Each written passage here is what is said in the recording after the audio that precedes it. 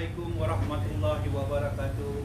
Selamat malam, salam sejahtera kepada semua rakyat Malaysia yang menonton rancangan ni live Mampu Patu kita pada malam ni daripada Pulau Pinang, berdekatan dengan IPD Timur Laut, di mana kita akan cuba membawa satu isu yang mana yang kita telah membuat polis report ada lebih kurang 7 polis report telah dibuat tadi terhadap kes ini, yang mana laporan polis ini dibuat terhadap isu berkenaan gerakan satu gerakan yang diusahakan dan digerakkan oleh Persatuan Pengurus dan Guru-Guru Sekolah Cina Pulau Pinang bersekutu persatuan ini yang bersekutu di bawah Persatuan Dongzong Malaysia, oleh pengurusinya iaitu seorang yang berbangsa Tionghoa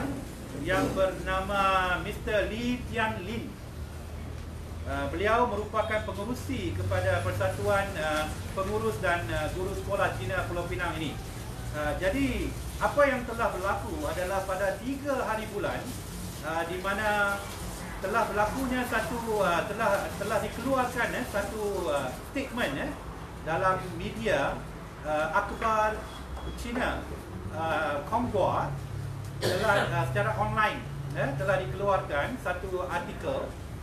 Dalam artikel ini guru ini bekas guru ini dan juga pengurusi persatuan ini yang di bawah Dongzong telah mengeluarkan satu kenyataan bahawa kerajaan Perikatan Nasional yang dipimpin oleh Datuk Seri kita punya Tan Sri Muhyiddin Yassin di bawah Kementerian Pendidikan telah melakukan sesuatu yang baru, yang mana mereka telah membuka pintu-pintu kepada 4 bidik sekolah, 4 buah sekolah menengah jenis kebangsaan Cina di Pulau Pinang yang dahulunya di bawah status sekolah kawalan. Jadi hari ini dalam statement beliau juga telah mengeluarkan satu kenyataan bahawa yang kerajaan Pakatan Harapan yang dulunya tumbang itu kononnya telah berusaha membuat yang sama untuk membuka sekolah ini kepada semua, tetapi disebabkan tentangan daripada mereka yang menegas dan yang terus meminta supaya sekolah ini dikekalkan sebagai 4 bidik sekolah kawalan, sekolah menengah jenis kebangsaan ini di bawah status sekolah kawalan. Jadi mereka berjaya meminta kerajaan mendengar cakap mereka. Jadi statement dalam Konghua, beliau telah memetik perkara ini dengan mengatakan kerajaan sekarang di bawah Perikatan Nasional sedang melakukan sesuatu yang tidak dilakukan oleh PH dulu, yang mana akan menjadikan 4 bidik sekolah ini menjadi rosak, menjadi tidak baik kepada prestasi murid-murid yang ada di dalam sekolah ini. Baik, kita nak bagi tahu di sini yang mana kami yang ada pada malam ini, yang ada di belakang juga, semua ada. Yalah, mereka tengah makan, saya faham. Dalam masa yang sama, kami di sini sebenarnya bukan untuk membuat sesuatu provokasi ataupun kita cuba meniup sebarang api-api perkauman. Tetapi harus diingat, Dongzong ini adalah sebuah persatuan yang selalu meniup api perkauman di dalam Malaysia. Kita lihat tahun lepas bagaimana mereka masuk campur semasa kerajaan Pakatan Harapan. Mereka telah masuk campur dalam urusan pentadbiran sekolah, sehingga agenda bekas Menteri Datuk Mazli Malik untuk memperkenalkan bahasa Jawi, tulisan Jawi di sekolah-sekolah telah gagal kerana mereka ini telah bangun menentang, sedangkan tidak ada paksaan yang diberikan kepada mereka untuk belajar bahasa Jawi ini. Tak apalah, benda dah berlaku. Tetapi sekarang ini, kenapa bila kerajaan Perikatan Nasional hendak membuka sekolah-sekolah seluruh Malaysia, bukan hendak membuka sorry, saya betulkan, telah membuka semua pintu-pintu sekolah yang ada di Malaysia untuk keprihatinan kerajaan kepada rakyat, membantu dalam menangani masalah Masalah keluarga, masalah ekonomi, masalah COVID, yang ekonomi kita dah jatuh, banyak yang kena buang kerja. Jadi hari ini kerajaan rasa prihatin. Dia nak bantu. Dia nak bantu ibu bapa kita supaya tidak ada masalah, untuk berfikir menambahkan kos, menambahkan lagi beban-beban untuk nak hantar anak-anak yang tak boleh belajar di sekolah-sekolah yang berada di berdekatan dengan rumah-rumah mereka. Jadi, katakanlah 4 biji sekolah ini, ada pelajar-pelajar di situ yang tinggal berdekatan, mereka nak belajar di sekolah ni. Kenapa kamu nak halang? Sedangkan kerajaan dah bagi satu jalan mudah untuk keselamatan, untuk kemudahan dan juga untuk mengurangkan beban kos ibu bapa dan juga keluarga yang dalam keadaan sekarang yang tertekan dalam isu COVID hari ini. Jadi, tindakan yang dibuat oleh persatuan ini juga boleh dipertikaikan, yang mana mereka telah mengatakan yang mereka akan membawa perkara ini untuk dibincangkan dan juga akan diperhalusi dan kemudian membuat tindakan.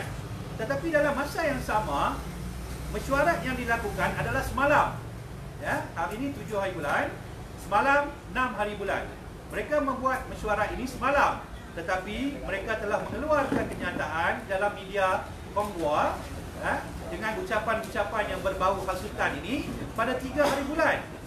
Jadi ini satu persoalan yang penting. Yang pertama, mengapa menggunakan media yang dibaca oleh kaum Cina untuk membawa isu-isu tentang masalah yang mereka nak memburukkan kerajaan Perikatan Nasional sekarang. Ini yang kita nak faham. Jadi tujuan kita datang kepada IPD Timur Laut ini adalah mengikut lunas undang-undang.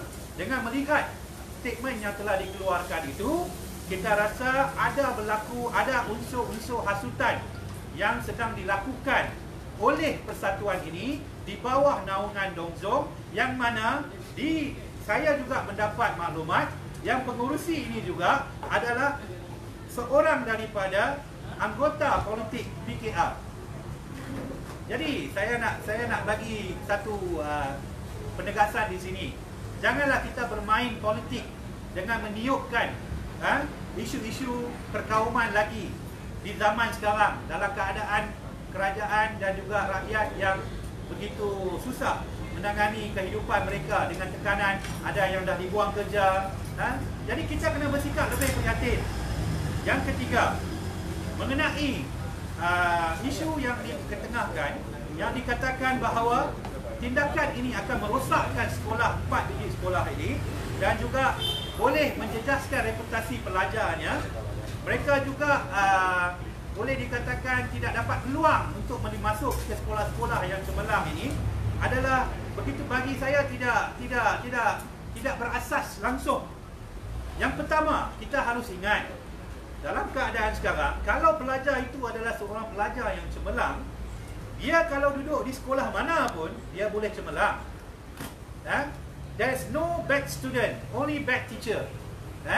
Jadi kalau you nak kata hanya 4 sekolah ini sahaja yang perlu dikekalkan, seluruh Malaysia dah buka, itu adalah satu benda yang tidak adil bagi saya.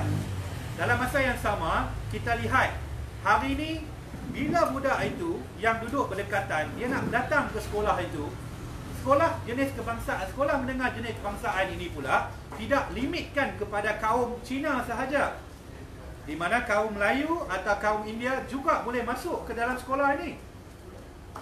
Jadi kenapa isu ini perlu diketengahkan sekarang? Saya nak bagi tahu, benda yang diucapkan oleh pengurusi ini adalah lebih kepada politik bagi saya. Bagi pendapat saya, ia adalah lebih kepada politik. Dalam mereka hendak meraihkan sokongan rakyat, politik mereka, adakah ini yang sanggup mereka lakukan? Mengorbankan masa depan pelajar-pelajar dan juga tidak melihat tentang masalah rakyat yang susah sekarang ni. Kerajaan buat atas dasar keprihatinan. Kamu buat atas dasar apa?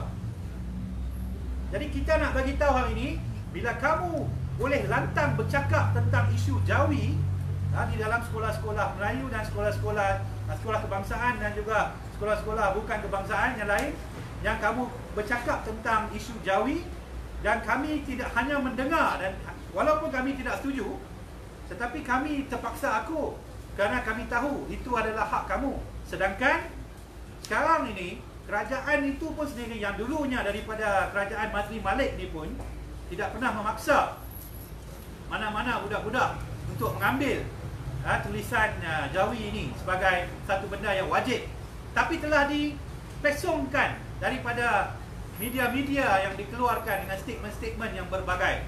Jadi kita tak mahu lagi isu ini berlaku. Jadi kita dah buat satu laporan polis, ada 5-6 laporan polis yang telah dibuat, dan kita harap pihak polis akan bertindak dengan lebih adil, saksama dalam menjalankan siasatan terhadap kes ini, walaupun kes ini melibatkan rujukan kepada lain agensi. Tetapi kita nak bagi tahu satu, isu menghasut ini adalah satu jenayah. Dari segi undang-undang, hasutan adalah jenayah. Jadi kalau kata tidak ada unsur jenayah, saya nak tanya balik kepada semua rakyat Malaysia, adakah kita hari ini boleh senang-senang membuat statement dalam media dengan mengeluarkan kenyataan-kenyataan yang berbau hasutan ini? Ini adalah satu perkara yang serius. Harus diingat bahawa Persatuan Dong Song ini juga, iaitu di bawahnya persatuan ini, guru-guru yang ada di Johor telah diharamkan sijil ROS-nya. ROS-nya telah dibatalkan oleh ROS di Johor. Dan mereka telah merayu kepada Tan Sri Muhyiddin Yassin untuk dihidupkan balik sijil ini, ataupun lesen mereka lah. Tapi sebenarnya isu itu harus dilihat kenapa ianya dibatalkan. Mesti ada sebab. Jadi kita tidak mahu lagi ada anasir-anasir yang ingin membuat kacau dalam Malaysia ni lagi, dalam di bawah kerajaan Perikatan Nasional, dengan keadaan sekarang rakyat yang begitu berterima kasih kepada kerajaan, namun ada juga yang dah hilang modal, sanggup korbankan masa depan pelajar-pelajar yang tinggal di sebelahan sekolah, 4 sekolah ini, demi untuk nak menegakkan isu politik mereka. Jangan politikkan isu ini. Kepada Mr. Lee Tian Lin ni, saya harap jika anda melihat dan mendengar ucapan saya juga menghormati anda sebagai seorang bekas guru. Jadilah seorang guru yang berfikir tentang masa depan anak-anak dan juga pelajar. Ya? Jangan jadi guru yang resis. Janganlah jadi guru yang meniupkan api-api perkauman, yang mana cuba diketengahkan melalui political agenda. Jika kamu betul ingin berjuang di bawah persatuan, silakan. Tapi gunalah saluran yang betul. Resis lah, resis. Okey? Jadi depa ni dia donjong pun. jadi bila saya membuka mukadimah ni, saya harap rakan-rakan yang lain akan memberikan sedikit lagi komen dalam hal ini, yang mana yang sebenarnya kami pun tidak mahu datang ke sini buat benda-benda macam ni. Tetapi bila kami lihat perkara ini, jika dibiarkan, ia akan menjadi satu api yang membakar. Sebab itu kita bawa undang-undang kepada mereka, dan mereka harus faham negara ini ada undang-undang. Dan ingat, kita baru habis saja menyambut merdeka. Rukun negara itu mestilah dihormati. Patuhi rukun negara. Patuhi